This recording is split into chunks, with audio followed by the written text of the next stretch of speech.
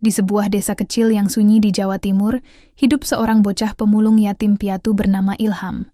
Setiap hari ia berjuang mengais rejeki dari tumpukan sampah, namun hatinya selalu tertuju pada makam kedua orang tuanya, tempat ia menaruh harapan dan doa. Suatu hari, niat baik Ilham yang sederhana berubah menjadi mimpi buruk ketika ia mendapat perlakuan kejam dari seorang Pak Haji yang dihormati warga. Peristiwa itu membuka pintu sebuah rahasia kelam yang menyelimuti desa dan membawa Ilham ke dalam pusaran keadilan, dendam, dan karma yang tak terduga. Bagaimana perjuangan seorang bocah kecil bisa mengguncang kehidupan sebuah desa? Cerita ini akan mengajak kamu merasakan getir, haru, dan kekuatan seorang anak yang tak ingin menyerah. Namaku Ilham. Umurku 11 tahun. Aku tinggal di sebuah gubuk reot di pinggiran desa, tepatnya di dekat pemakaman umum. Ya, tempat orang-orang sering menghindar karena katanya angker. Tapi buatku, itu tempat paling damai di dunia, karena di sanalah orang tuaku beristirahat. Setiap hari, aku keliling desa dorong gerobak kecil dari kayu. Kutelusuri gang demi gang, kadang sampai ke ujung kampung. Aku kumpulkan botol plastik, kardus, kaleng bekas, apapun yang bisa dijual. Kadang dapat 1.000, kadang cuma 500. Kalau beruntung, aku bisa makan nasi pecel dari warung Embok Jum. Tapi kalau lagi apes, ya cukup air galon dari masjid dan sepotong roti kadaluarsa yang dibuang warung. Sore itu langit gelap menggantung. Hujan gerimis turun pelan-pelan, seperti rintik air mata dari langit. Aku baru selesai mengumpulkan beberapa botol plastik dari tong sampah depan balai desa. Tubuhku basah, tapi aku tetap memaksa melangkah ke arah pemakaman. Hari ini adalah hari kematian ibuku, tepat 2 tahun yang lalu. Aku selalu menyempatkan datang ke makam beliau, meski cuma duduk diam sambil memejamkan mata. Kadang aku membawa bunga liar, kadang cuma air wudhu dari masjid yang kubasuhkan ke nisan. Kubuka sandal jepitku yang sudah aus dan menapaki jalan setapak yang becek. Lalu kuletakkan seikat bunga rumput yang tadi kuambil di pinggir sawah. Kubungkukkan tubuhku dan menempelkan dahi ke tanah di depan makam. Aku bisikan doa-doa sederhana, meski tak semua aku hafal betul. Tiba-tiba, "Hei, kau mau ngapain di situ?" Suaranya menggelegar seperti petir. Aku kaget dan langsung menoleh. Dari arah gerbang pemakaman, seorang lelaki tua berjubah putih dengan kopiah tinggi melangkah cepat. Aku kenal dia, semua orang kenal dia. Pak Haji Salam, tokoh agama paling dihormati di desa. Pemilik pondok pesantren kecil, juga pengelola tanah wakaf kuburan ini. Aku cuma mau mendoakan ibu dan bapakku, Pak. Jawabku pelan, tapi dia malah memicingkan mata, lalu menunjuk ke arah botol plastik dan karung kecil yang kuletakkan di dekat batu nisan. Kau mengotori tempat suci.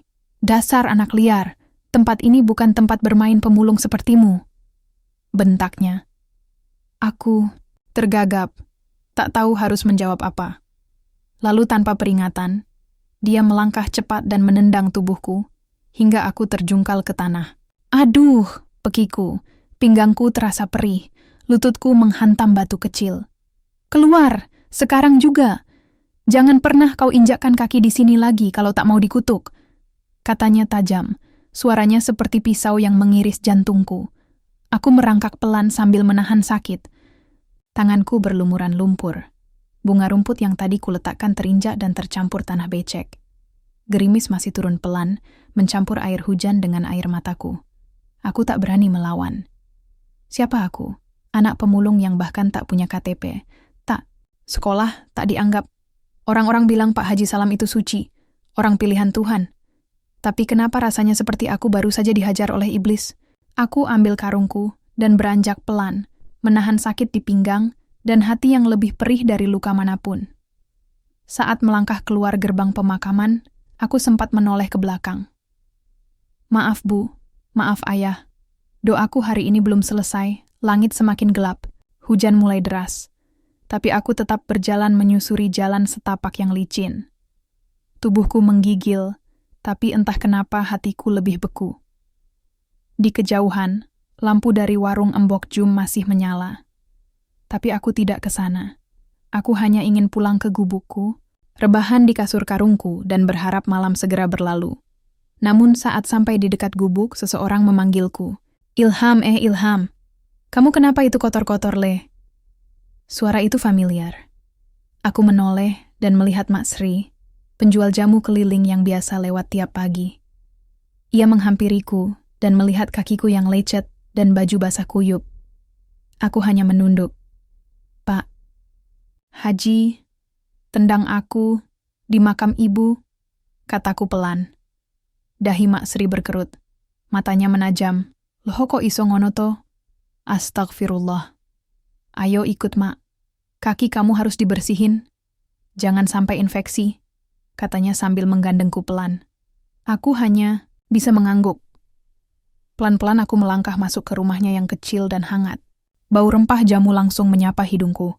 Malam itu, luka di kakiku dibersihkan. Tapi luka di hatiku, entah kapan bisa sembuh. Dan malam itu pula, Mak Sri menatapku lama sekali sebelum akhirnya berkata, Pak Haji itu bukan orang baik, Ham. Tapi belum saatnya kamu tahu semuanya. Belum sekarang. Aku tidak mengerti. Tapi aku tahu, hari itu adalah awal dari sesuatu yang besar. Entah itu karma, keajaiban, atau kebenaran yang selama ini terkubur. Air panas dari termos kecil itu menetes perlahan ke baskom. Uapnya naik pelan-pelan, menghangatkan wajahku yang masih dingin terkena hujan. Mak Sri duduk bersila di depanku sambil meneteskan cairan coklat ke dalam air, entah ramuan apa, baunya tajam tapi menenangkan. Kakinya masukin pelan-pelan ya, Ham. Jangan kaget, ucapnya lembut, aku mengangguk. Begitu telapak kakiku menyentuh air hangat itu, rasanya seperti ditusuk-tusuk jarum kecil. Luka di lututku perih, tapi rasanya lebih enak daripada dingin dan sakit yang kupendam sejak sore tadi. Mak, Sri menghela napas pelan sambil menyeka keringat di pelipisnya. Ia lalu mengambil kain bersih dan mulai membersihkan lecet-lecet di tanganku. Masya Allah, sampai segininya toh, gumamnya lirih. Pak Haji itu tega banget. Aku menunduk. Entah kenapa aku merasa malu. Padahal aku nggak salah. Apa-apa, tapi rasanya seperti aku ini aib. Ilham nggak niat jahat, Mak, bisikku. Cuma mau doain ibu sama ayah. Masa itu juga dilarang? Mak Sri terdiam sebentar. Matanya nanar menatap luka di kakiku yang mulai memerah. Ia lalu mengelus rambutku pelan. Kamu nggak salah, Ham. Kamu itu anak baik, anak soleh. Suaranya parau. Yang salah itu orang-orang yang udah lama menutup mata dan telinga. Seakan yang pakai kopiah pasti suci. Aku memandangnya pelan. Kata-katanya seperti hujan kecil yang menenangkan. Lalu ia bangkit dan masuk ke dapur. Tak lama kemudian, ia kembali membawa sepiring nasi hangat dan telur dadar. Aroma bawangnya langsung membuat perutku berbunyi. Makan dulu. Jangan mikir macam-macam. Malam ini nginep di sini aja. Di luar dingin, kamu bisa masuk angin, katanya, sambil tersenyum kecil. Aku ragu. Tapi gerobakku, Mak udah taruh di depan. Aman, aku langsung makan. Telur dadar itu mungkin salah satu makanan terenak yang pernah aku cicipi. Rasanya lebih dari sekadar enak. Ada hangat, ada rasa diterima. Rasa kayak punya rumah. Setelah perut kenyang, aku rebahan di sudut rumah kecil itu. Tikar pandan dan selimut tipis sudah cukup membuat tubuhku nyaman. Mak Sri duduk di kursi kecil dekat pintu, menatap hujan di luar. Mak, panggilku pelan. Iya, Nak. Tadi Mak bilang, Pak Haji bukan orang baik. Maksudnya? Mak Sri menoleh. Lama dia terdiam, lalu berkata pelan. Kamu terlalu kecil buat tahu semua. Tapi, Mak juga nggak tahan lihat kamu diperlakukan kayak tadi. Ilham, tahu nggak? Dulu ayahmu itu orang baik, pekerja keras. Tapi, dia pernah kerja sama Pak Haji. Aku langsung duduk. Mataku membelalak. Iya, ayahmu tukang kebun di rumah Pak Haji. Dulu sebelum ada pesantren, Pak Haji itu petani, biasa punya ladang. Ayahmu bantu dari pagi sampai malam. Tapi, waktu ada kasus pencurian pupuk, Ayahmu dituduh. Tanpa bukti. Langsung diusir. Dan besoknya, ayahmu meninggal di sawah. Kecelakaan katanya. Tapi nggak pernah jelas. Jantungku berdetak makin cepat. Jadi, ayah difitnah? Tanyaku gemetar.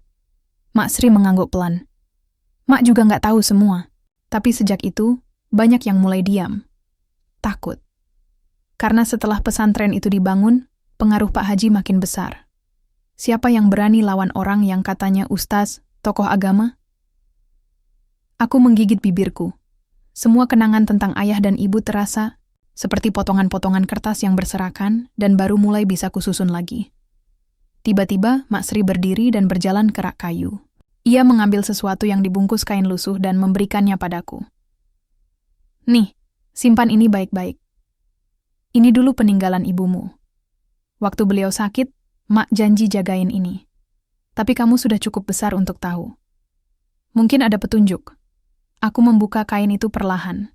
Di dalamnya ada sebuah foto lama, lusuh dan agak sobek. Ayah dan ibu berdiri di depan sebuah ladang, tersenyum.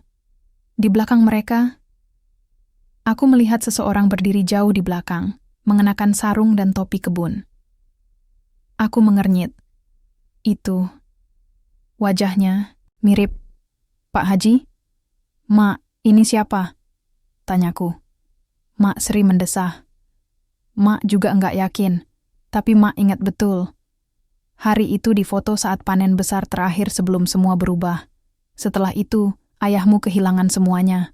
Aku memandangi foto. Itu lama. Rasanya seperti menemukan potongan pertama dari puzzle besar. Setelah itu, malam berjalan pelan. Angin di luar masih dingin, tapi hati aku terasa sedikit lebih hangat.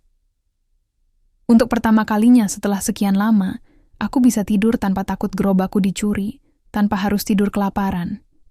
Tapi sebelum tidur, aku sempat menatap langit-langit rumah, Mak Sri dan berbisik dalam hati. Kalau benar semua ini ada rahasia besar. Ilham mau cari tahu.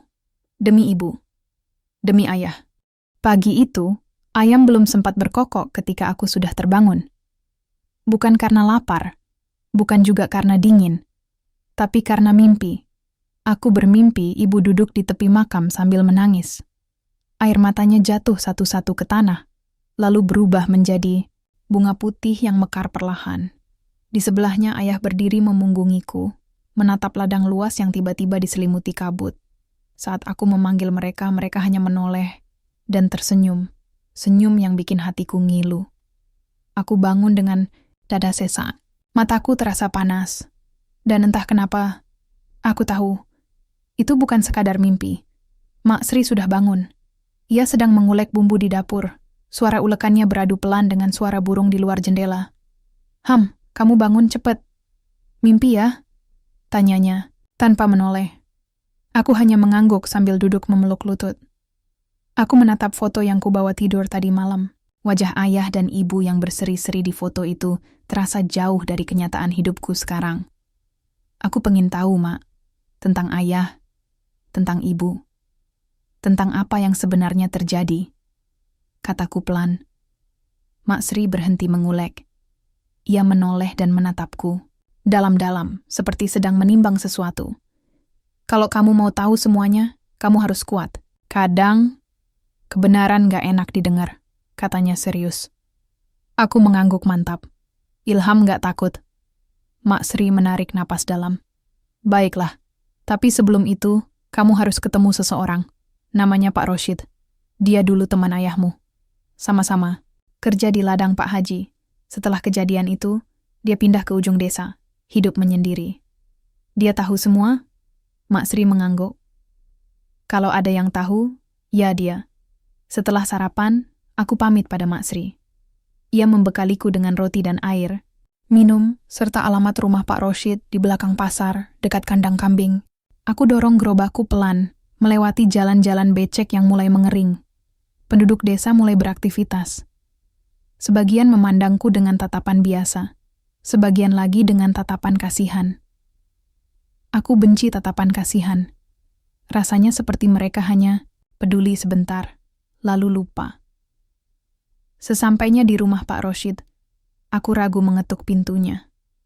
Rumah itu kecil, dindingnya dari anyaman bambu yang mulai lapuk. Di samping rumah ada tumpukan kayu bakar dan jerami. Tak ada suara dari dalam. Aku mengangkat tangan dan mengetuk pelan. Tok, tok, tok. Lama tak ada jawaban. Pak Roshid, panggilku pelan. Tiba-tiba pintu kayu itu terbuka perlahan. Seorang lelaki tua dengan rambut putih acak-acakan muncul. Matanya tajam, tapi tubuhnya bungkuk. Ia menatapku lama, seolah mengenal wajahku. Kamu, anaknya Dharma? Tanyanya tiba-tiba. Aku mengangguk cepat. Iya, Pak. Nama saya Ilham. Saya mau tanya tentang ayah saya. Pak Roshid diam lama. Lalu ia mempersilakanku masuk dengan satu gerakan tangan. Rumahnya kosong, hanya ada tikar dan beberapa alat pertukangan tua. Bau kayu dan tanah menyelimuti udara. Kenapa kamu pengen tahu? Tanyanya pelan. Aku mengeluarkan foto lusuh dari kantong, celana dan menunjukkannya padanya. Saya nemu ini dari peninggalan ibu. Saya cuma pengen tahu, kenapa ayah saya dituduh mencuri? Kenapa beliau tiba-tiba meninggal? Pak Roshid menatap foto itu lama. Jemarinya gemetar saat menyentuhnya. Itu hari panen terakhir. Kami semua senang waktu itu. Ayahmu, Dharma. Dia orang paling jujur yang pernah aku kenal. Tapi juga terlalu baik. Apa yang terjadi, Pak? Desakku. Ia menunduk. Pak Haji itu dulu bukan siapa-siapa. Dia cuma petani biasa. Tapi waktu tanah wakaf dari keluarganya turun, dia mulai bangun pesantren kecil. Untuk dananya, dia ambil dari hasil ladang. Tapi suaranya menurun. Ternyata dia mulai korupsi. Barang-barang hasil panen diselundupkan, dijual diam-diam. Ayahmu tahu. Jantungku berdegup lebih cepat. Waktu itu, Dharma bilang mau lapor ke kepala desa. Tapi tiba-tiba, pupuk di gudang hilang. Dan semua orang bilang, cuma ayahmu yang pegang kunci. Dia dijadikan kambing hitam. Malam itu dia diusir, dikejar warga. 2 hari kemudian, ditemukan meninggal di sungai. Sungai. Aku bahkan tidak tahu bagaimana ayah meninggal. Selama ini yang kudengar hanya kecelakaan. Jadi, ayah dibunuh? Tanyaku. Suara gemetar. Pak Roshid menggeleng lemah. Aku nggak tahu pasti. Tapi yang jelas, terlalu banyak keanehan. Bahkan beberapa orang yang mendukung ayahmu tiba-tiba pergi dari desa. Termasuk aku. Aku tinggal di sini karena takut. Aku terdiam. Napasku sesak. Ilham, kamu hati-hati. Pak Haji sekarang punya banyak orang. Banyak yang percaya padanya. Kalau kamu ungkit masa lalu, kamu bisa celaka. Katanya memperingatkan. Tapi aku menggenggam foto itu erat. Kalau ayah difitnah, aku harus bersihkan namanya. Aku nggak peduli siapa dia sekarang. Aku cuman pengen ibu dan ayah tenang di sana. Pak Roshid tersenyum tipis. Kamu anak ayahmu, betulan. Kepala batu. Sebelum aku pergi, ia memberiku secarik kertas tua dari dalam lemari bambu kecil. Di atasnya ada daftar nama dan tanggal. Beberapa tulisan disilang, beberapa dilingkari merah. Ini catatan ayahmu tentang hasil panen dan penjualan. Dia simpan diam-diam. Aku pikir sudah hilang, tapi ternyata aku masih punya salinannya. Mungkin bisa bantu kamu. Aku menatap kertas itu dengan tangan gemetar. Ini bukti pertama. Terima kasih, Pak Roshid. Terima kasih.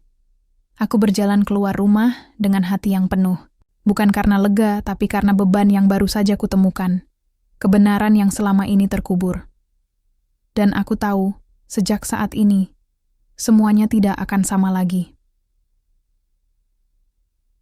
Aku menatap kertas tua itu sambil berjalan perlahan menelusuri jalan tanah menuju pasar. Jemariku gemetar, bukan karena dingin, tapi karena rasa yang tak bisa kutebak. Takut dan berani bercampur jadi satu. Tulisan tangan ayah. Aku mengenali bentuk hurufnya dari surat-surat yang dulu ibu simpan di dalam kaleng biskuit. Rapi, penuh perhitungan. Di baris-baris itu tertulis tanggal panen. jumlah karung hasil kebun, ya dan angka penjualan yang tidak pernah cocok dengan laporan yang diumumkan Pak Haji di pengajian desa. Bukti, gumamku. Tapi bukti ini bukan seperti batu biasa. Ini bara api. Kalau sampai jatuh ke tangan orang yang salah, bukan hanya aku yang bisa terbakar. Aku simpan kertas itu di dalam saku dalam bajuku, membungkusnya pakai plastik agar tidak basah. Langkahku cepat-cepat. Perutku belum diisi sejak tadi pagi, tapi aku tidak peduli. Yang penting, aku harus pulang dulu ke Mak Sri. Cerita ini harus dibagi. Namun baru sampai depan gang, aku merasa seperti ada yang mengikutiku. Langkah kaki, pelan, berat. Aku menoleh cepat. Kosong. Tapi perasaan tidak enak, itu menempel di punggungku seperti bayangan. Aku menepi di warung kecil, berpura-pura membeli permen. Dari sudut mataku, aku melihat seseorang berdiri di bawah pohon waru. Pakai jaket hitam, wajahnya tertutup masker. Matanya, tajam, seperti sedang menelan aku hidup-hidup. Apa aku mulai terlalu mencolok? Aku beli 1 bungkus permen, lalu cepat-cepat lanjut jalan. Kali ini memutar lewat belakang pasar, lewat kandang sapi dan kebun pisang, agar tidak mudah diikuti. Sampai di rumah Mak Sri, napasku ngos-ngosan. Kusodorkan kertas itu ke Mak Sri yang langsung menyambutku dengan kening, berkerut. Astagfirullah, ini catatan jual beli? Tanyanya sambil membaca cepat. Aku mengangguk.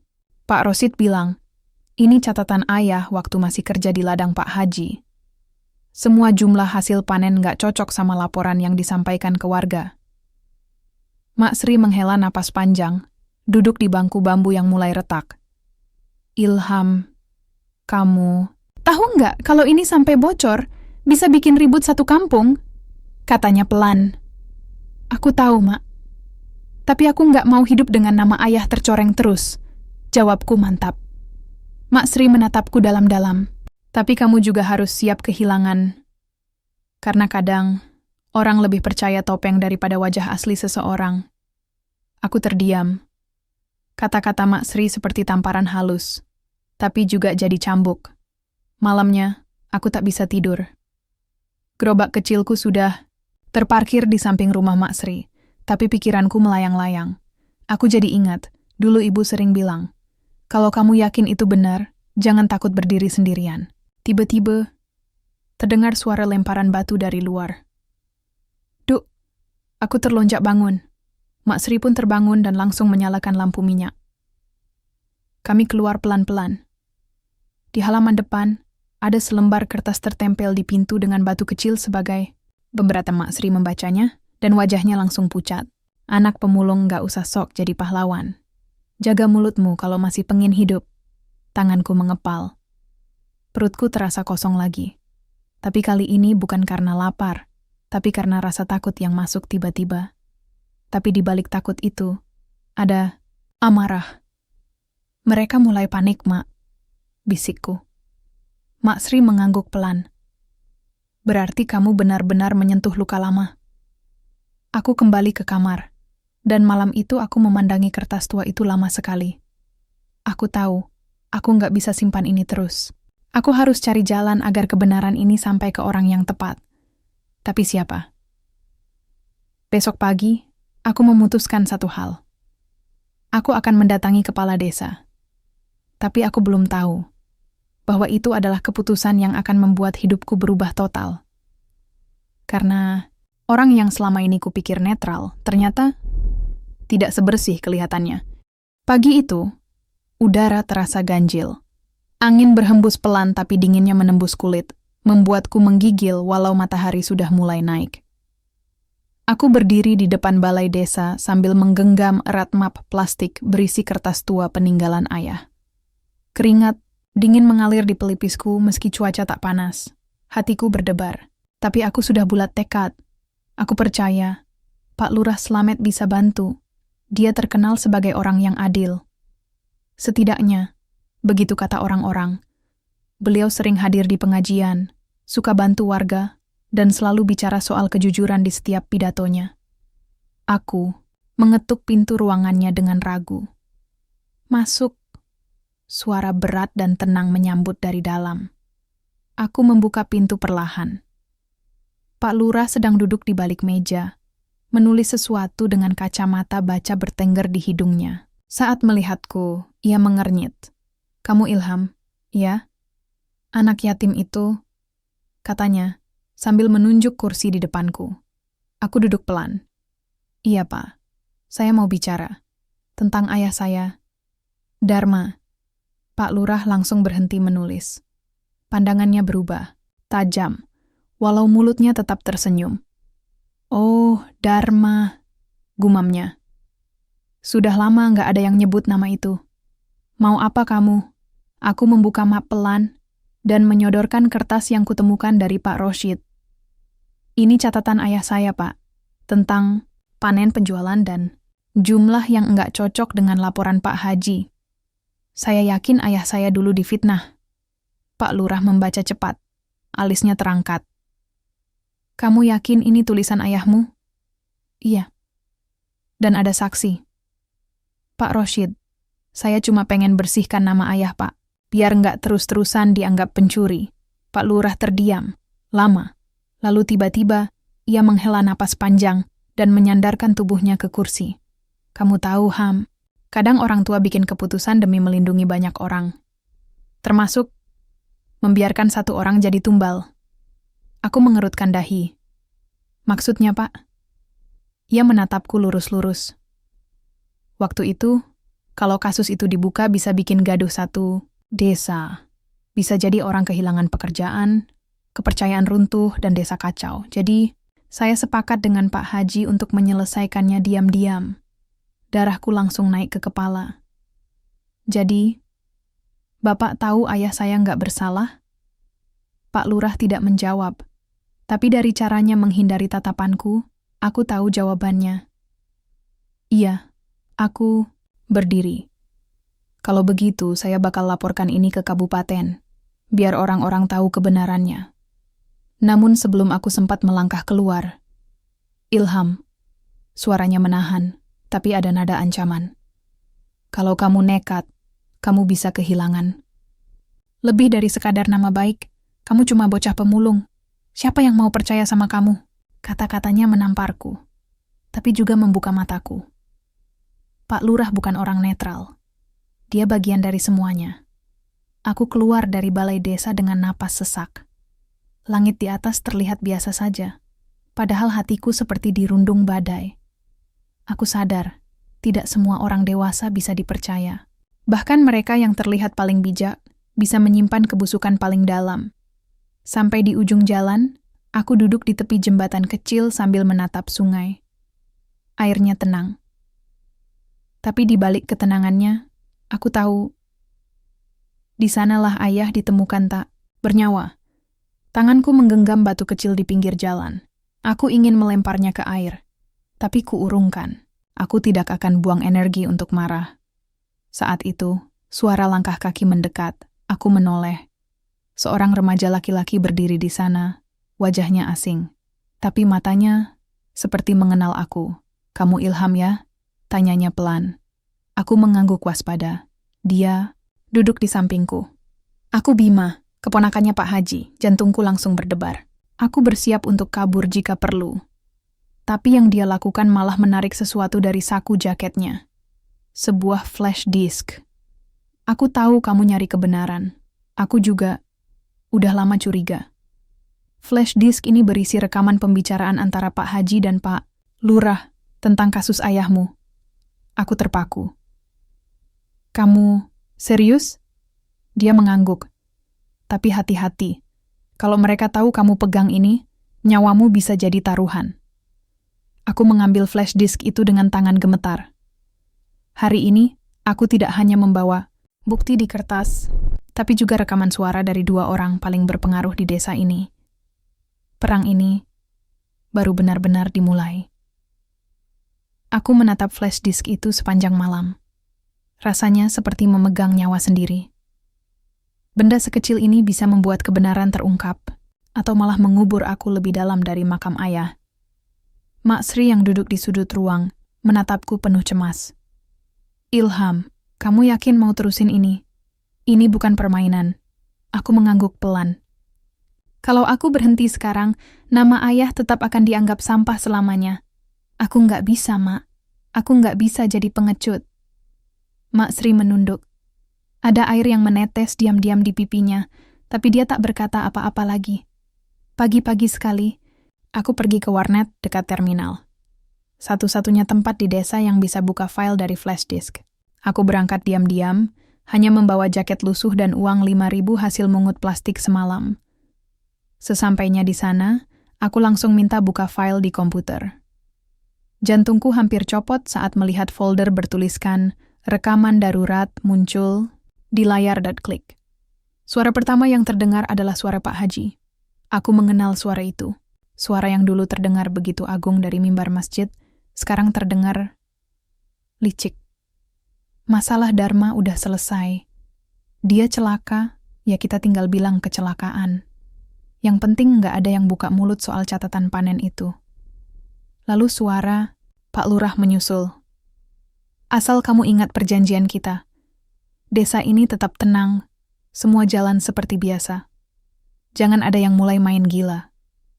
Tanganku gemetar.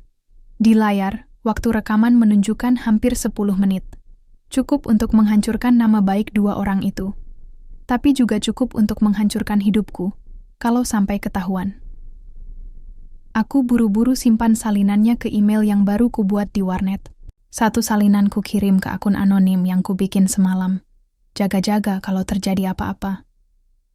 Tapi sebelum aku sempat keluar dari warnet, brak! Pintu terbuka keras. 2 orang lelaki berbadan besar masuk. Salah satunya, aku mengenal wajahnya. Anak, buah Pak Haji yang sering berjaga di rumah besar itu. Mereka melihat ke arahku. Bocah itu! Aku langsung lari. Tak sempat cabut flash disk. Suara mereka mengumpat dari belakang. Kursi warnet terguling. Aku menabrak tiang listrik, hampir jatuh. Lalu bangkit lagi, dan terus lari ke arah pasar, melewati gang sempit. Nafasku memburu, paru-paru terasa panas. Tapi aku tidak berhenti. Aku tahu mereka tidak akan hanya memarahiku. Mereka bisa lebih dari itu. Aku bersembunyi di kolong warung kosong. Keringat membanjiri tubuhku. Nafasku tak karuan. Tapi mereka akhirnya melewati gang itu. Aku menunggu 15 menit sebelum pelan-pelan keluar. Hari itu aku tidak pulang. Aku ngumpet di rumah kosong dekat sungai. Tempat aku biasa istirahat. Kalau hujan pas mungut botol plastik. Malamnya, aku menyusup ke rumah Mak Sri lewat belakang. Ya Allah, Ilham, kemana aja seharian? Aku memeluk Mak Sri erat-erat. Untuk pertama kalinya aku menangis, bukan karena lapar atau dingin, tapi karena takut. Bukan buat diriku, tapi buat satu-satunya orang yang masih percaya padaku. Aku harus cepat bagikan rekaman ini, Mak. Sebelum mereka dapat aku duluan. Mak Sri mengangguk. Tapi jangan gegabah, kita harus pikir matang. Tiba-tiba, pintu rumah diketuk keras. Tok, tok, tok, aku langsung berdiri. Mataku melirik ke jendela. Ada 2 orang berdiri di luar. Bukan warga, bukan tetangga. Buka pintunya, Bu. Kami dari RT. Mau ngobrol sebentar sama anak ini. Mak Sri meremas tanganku. Aku pelan-pelan melangkah ke pintu dan membukanya sedikit. Salah satu dari mereka menyeringai. Kamu hebat juga, Ilham. Tapi kebenaran nggak selalu menang, tahu? Aku diam. Flash disknya mana? Tanya dia datar. Aku menatapnya, lalu berkata pelan. Kalau aku kasih, kamu jamin aku dan Mak Sri aman? Dia tertawa kecil. Nggak ada jaminan, Ham. Dunia ini bukan soal keadilan. Ini soal kuasa. Kupandangi wajahnya lama-lama, lalu aku mundur pelan dan berkata, terlambat. Salinan rekamannya sudah aku kirim. Kalau aku kenapa-kenapa, besok pagi semua orang tahu. Wajahnya berubah. Ia mengumpat kasar, lalu memutar badan dan pergi. Aku menutup pintu cepat-cepat. Badanku lemas. Tapi di tengah rasa takut itu, untuk pertama kalinya aku merasa aku menang. Sedikit. Tapi belum selesai. Karena keesokan harinya, sebuah berita mengejutkan muncul di grup WA warga. Video rekaman suara Pak Haji dan Pak Lurah telah tersebar. Pagi itu, desa geger. Semua orang membicarakan satu hal, rekaman Pak Haji dan Pak Lurah. Berita itu menyebar cepat seperti api menyambar jerami kering. Video suara mereka, yang penuh intrik dan kebusukan, diputar berulang-ulang di warung kopi, di grup WhatsApp warga, bahkan diperdengarkan oleh anak-anak sekolah dengan nada heran. Masak iya sih Pak Haji gitu orangnya? Loh, Pak Lurah juga? Waduh, aku berdiri dari kejauhan, menatap warga berkumpul di perempatan jalan. Mereka tampak bingung, sebagian marah, sebagian masih menyangkal. Mak Sri berdiri di sampingku, menggenggam tanganku erat. Ini baru permulaan, Ham. Kamu siap kalau keadaan makin runyam?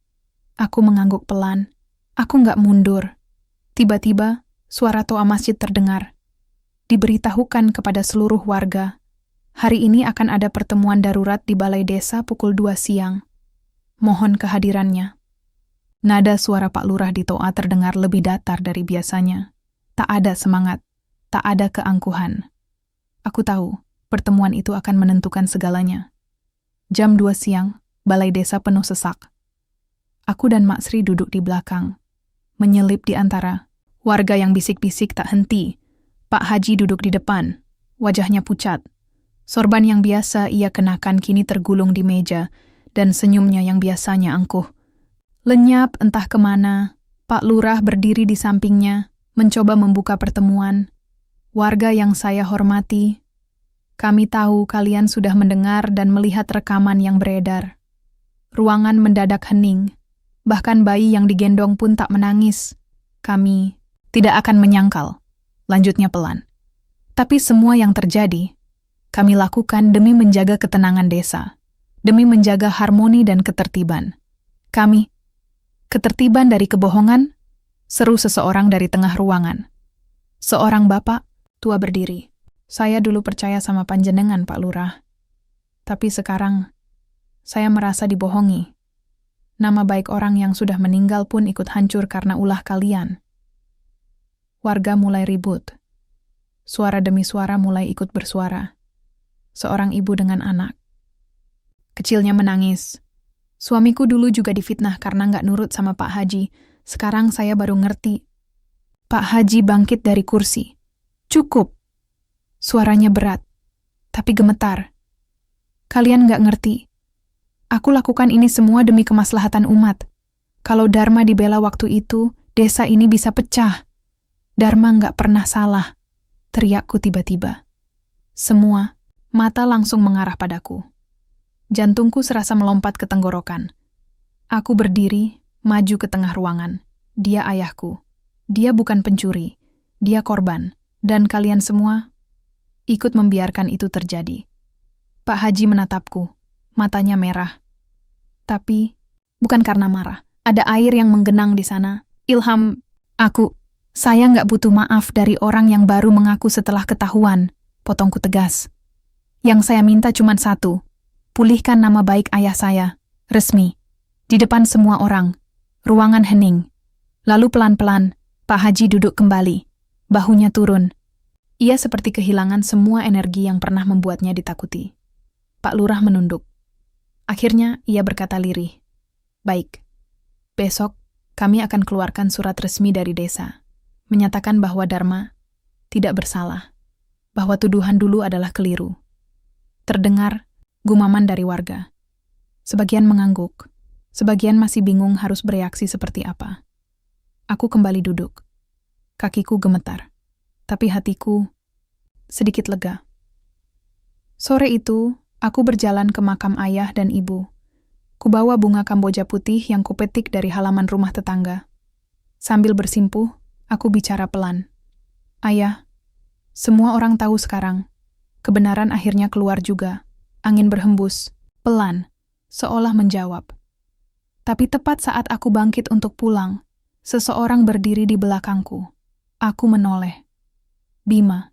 Dia mendekat, wajahnya muram. Ilham, kamu belum tahu semuanya. Aku mengerutkan kening. Maksudmu? Dia menunduk, menggenggam jaketnya erat. Rekaman yang aku kasih ke kamu. cuma sebagian. Ada satu lagi. Rekaman waktu malam sebelum ayahmu meninggal. Aku tertegun, dan dalam rekaman itu ada suara seseorang yang belum kamu dengar. Aku menelan ludah. Siapa? Bima menatapku, pelan-pelan membuka ponselnya. Suara dari rekaman diputar. Kita nggak bisa biarkan dia hidup selamat. Dia terlalu tahu banyak. Kalau dia buka suara, semua kita habis. Dan yang berkata itu bukan Pak Haji, bukan Pak Lurah, tapi suara lain, perempuan. Aku terdiam. Suara itu tidak asing, dingin mengalir di punggungku saat aku akhirnya sadar siapa pemilik suara itu. Mak Sri. Aku tidak bisa bicara, tidak bisa berpikir, hanya suara itu yang terus berputar-putar di kepalaku. Kita nggak bisa biarkan dia hidup selamat. Dia terlalu tahu banyak. Kalau dia buka suara, semua kita habis. Suara perempuan itu terlalu jelas. Terlalu dekat. Aku mengenalnya sejak kecil. Dia yang memelukku saat aku lapar. Dia yang menyuapi bubur saat aku demam. Dia yang menyembunyikanku saat aku diburu orang-orang Pak Haji. Mak Sri. Bima, ini nggak mungkin. Bisiku pelan. Bima menunduk. Aku tahu kamu nggak mau percaya. Aku juga berharap ini cuma salah paham. Tapi aku dapat rekaman ini dari komputer lama ayahku sebelum meninggal. Dia simpan semuanya. Dan nama Mak Sri ada di file log pembicaraan itu. Kepalaku mendadak berat. Dunia rasanya berputar. Dia bukan orang jahat. Gumamku mencoba bertahan.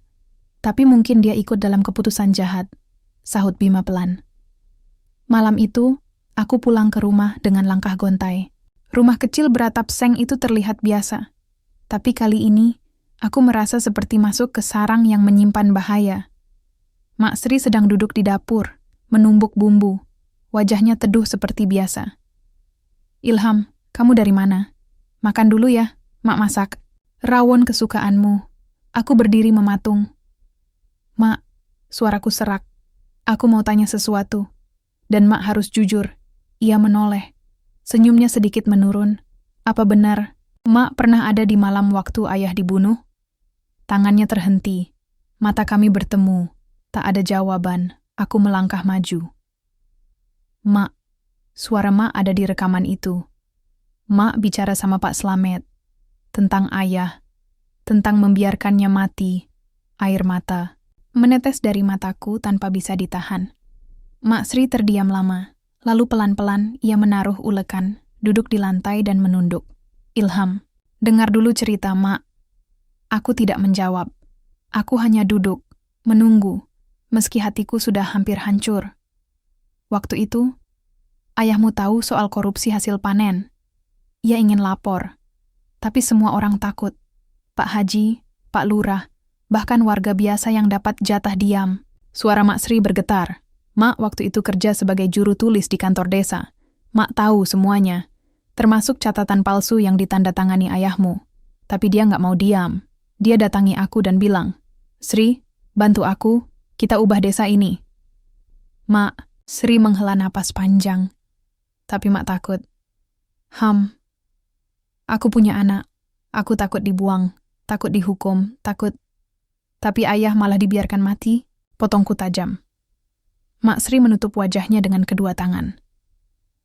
Mak nggak tahu mereka akan benar-benar menghabisinya. Mak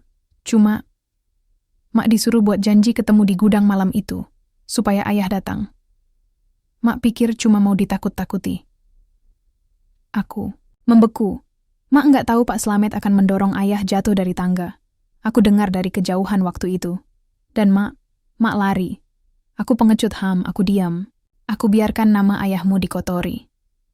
Tapi setiap malam Mak dihantui wajahmu. Tangis Mak Sri pecah. Aku masih tidak tahu harus merasa apa. Marah? Sedih? Atau hampa? Keesokan harinya, aku pergi ke makam ayah. Di sana, aku duduk lama, membawa ponsel Bima yang berisi rekaman itu. Jari-jariku gemetar. Aku bisa menyebarkannya, menghancurkan sisa nama Mak Sri. Tapi apakah itu benar? Ia memang bagian dari kejahatan. tapi juga satu-satunya orang yang menyelamatkanku setelah itu. Di tengah keraguan, Bima datang. Ilham, kamu yakin nggak mau sebar rekaman itu? Aku menatap nisan ayah. Aku cuma ingin satu hal, Bim, kebenaran. Tapi aku juga nggak mau jadi pembalas dendam. Bima diam sejenak, lalu berkata, pelan, kadang, keadilan itu bukan soal menghancurkan semua orang, tapi tentang bikin orang sadar dan bertanggung jawab. Aku mengangguk pelan. Mak sudah bertanggung jawab cukup dengan memelihara aku.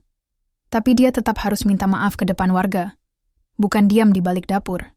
Dan hari itu, Mak Sri berdiri di masjid, di depan semua warga, dengan suara lirih. Saya adalah bagian dari kesalahan besar yang membuat Dharma, ayah Ilham, kehilangan nyawanya. Saya tak bisa kembali ke masa lalu, tapi saya akan jalani semua hukuman dari warga, dari hukum negara, dan dari Tuhan. Suara tangis terdengar dari beberapa warga.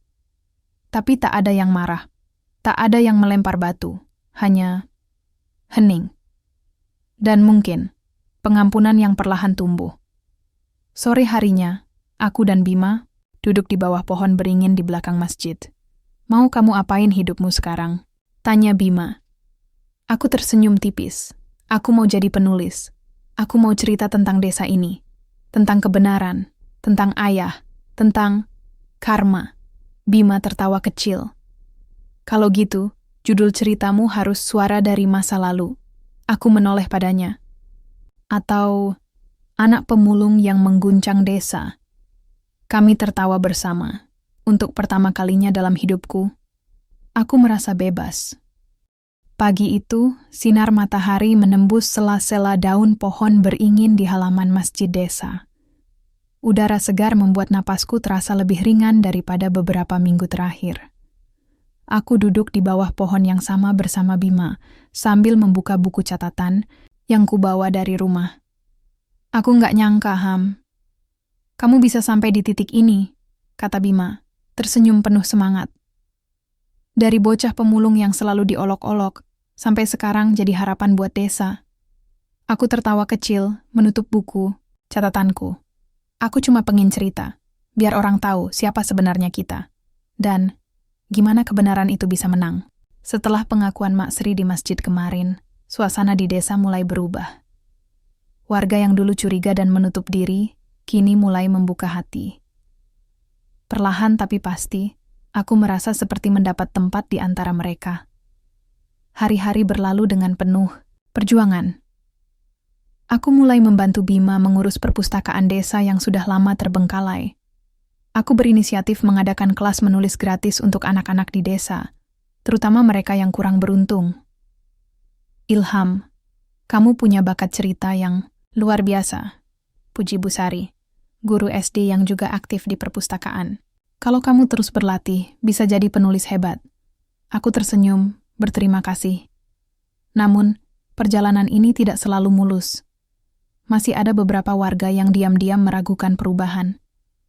Mereka takut masa lalu kembali menghantui. Suatu sore, saat aku sedang mengajar anak-anak menulis, seorang lelaki tua mendekatiku. Ilham, kamu kuat, nak, katanya lirih. Tapi jangan lupa, desa ini penuh rahasia. Jangan terlalu percaya pada orang yang baru saja berubah. Aku menatapnya dalam-dalam. Saya tahu, Pak, tapi saya percaya orang bisa berubah. Saya juga ingin berubah. Malamnya, aku duduk di depan makam ayah dan ibu, membawa secarik kertas dan pena. Aku menulis rencana untuk masa depanku, terus menulis cerita tentang kehidupan di desa, menggalang dukungan untuk anak-anak, kurang mampu membangun perpustakaan dan ruang belajar yang lebih baik. Membantu Mak Sri memulihkan hubungan dengan warga saat aku menulis, aku merasa seolah-olah ayah dan ibu ada di dekatku, memberikan semangat dan restu. Beberapa minggu kemudian, acara peluncuran buku kecil kumpulan cerita warga desa yang kubantu buat pun terlaksana. Warga berdatangan, tertawa, menangis bersama. Aku berdiri di depan mereka, menyampaikan kata sambutan dengan suara yang bergetar. Cerita kita ini bukan hanya tentang kesedihan atau luka, tapi juga tentang keberanian, pengampunan, dan harapan. Mari kita terus berjalan bersama, membangun masa depan yang lebih baik. Tiba-tiba, Mak Sri berdiri di sampingku, memegang bunga kamboja putih. "Terima kasih sudah memberi aku kesempatan kedua," katanya dengan suara bergetar. Aku menggenggam tangannya erat. "Kita semua butuh kesempatan itu, Mak." Malam itu, saat aku menutup buku harian, aku tersenyum lega. Dari abu masa lalu yang menyakitkan, aku bangkit. Aku bukan lagi bocah pemulung yang tak terlihat. Aku adalah Ilham, anak desa yang punya mimpi besar. Dan aku tahu perjalanan ini baru saja dimulai. Pagi itu, aku berdiri di depan rumah kecilku, menghirup udara segar desa yang penuh aroma tanah basah dan bunga kamboja. Di tanganku ada tas ransel, yang kubawa setiap hari ke sekolah dan perpustakaan. Bima sudah menungguku di depan gerbang, siap mengantarku ke kota kecil terdekat. Aku akan mulai kuliah di jurusan sastra, beasiswa yang kuperoleh berkat perjuangan dan doa yang tak henti. "Ilham, kamu yakin siap?" tanya Bima sambil tersenyum. Aku mengangguk. "Aku siap. Ini semua untuk masa depan yang kita impikan." Sebelum berangkat, aku menyempatkan diri ke makam ayah dan ibu. Ku terbangkan bunga kamboja putih ke atas pusara mereka. "Ayah, Ibu, terima kasih sudah menjadi alasan aku terus berjuang. Aku janji, aku akan membuat kalian bangga. Di desa, sesuatunya mulai berubah. Perpustakaan yang dulu sepi, kini penuh anak-anak yang antusias belajar. Mak Sri semakin diterima warga, aktif membantu acara desa dan merawat makam ayahku dengan penuh cinta. Warga pun mulai sadar bahwa masa lalu yang kelam tidak menentukan siapa mereka. Yang penting adalah bagaimana mereka melangkah ke depan. Di kampus, aku belajar dengan semangat. Dunia baru terbuka lebar, penuh kesempatan dan cerita. Aku menulis tentang desa, tentang keadilan dan karma yang pernah kujalani. Setiap kata yang kutulis adalah jejak kaki yang kuhentakkan di jalan hidupku. Jejak yang kuharap dapat menginspirasi banyak orang. Sore itu, aku menerima telepon dari Bima. "Ilham, kita dapat kabar baik. Desa kita mendapat dana bantuan untuk pembangunan perpustakaan dan ruang belajar baru. Semua berkat cerita yang kamu tulis dan dukungan warga." Aku tersenyum lebar. "Ini baru awal, Bim. Aku akan terus berjuang, bukan hanya untukku, tapi untuk semua orang di desa ini." Saat malam tiba, aku duduk di balkon kamar kosku, menatap bintang-bintang yang berkelip di langit. Hatiku penuh rasa syukur dan harapan. Aku sadar, perjalanan ini masih panjang. Tapi aku tak lagi sendiri. Dengan doa dan tekad, aku siap melangkah. Menuju masa depan, menuju mimpi, menuju kehidupan yang lebih baik. Tamat.